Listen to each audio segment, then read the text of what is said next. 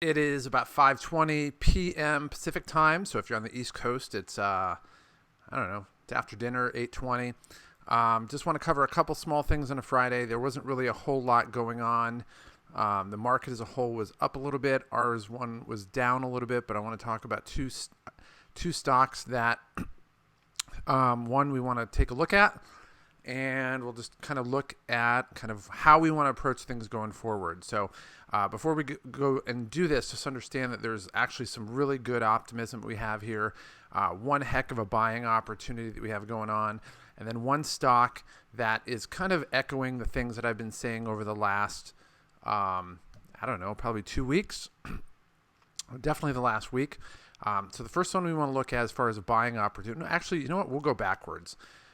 So one of the stocks that jumped today, it jumped 31% basically, is Velocity Financial, and they basically underwrite mortgage loans. So they're not bonds, they're not REITs or nothing like that, but they actually, like, you would go apply for a mortgage, and they would actually take your application, and they work with Mr. Cooper, which, by the way, is a great company. I used to have my mortgage with them. But anyway, there was a report that came out where the July home purchasing numbers spiked like 27%. I want to see if it's in the news here. So let's take a look here. So July home, it's called spike.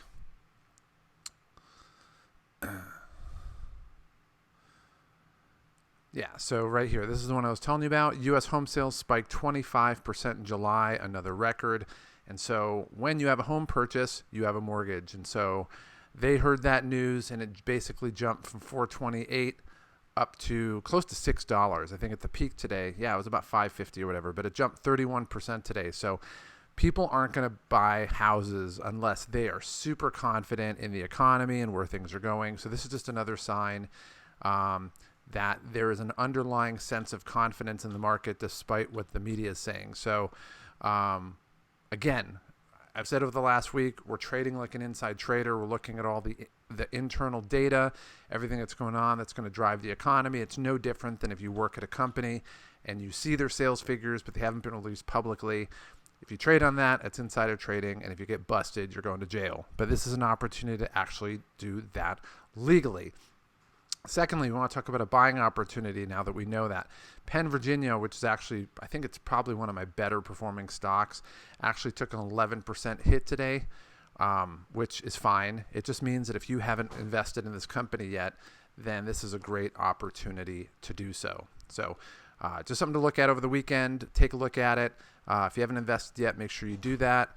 If you want to get a free stock, there's a link in the video description. If you sign up to Robinhood, you'll get a free stock.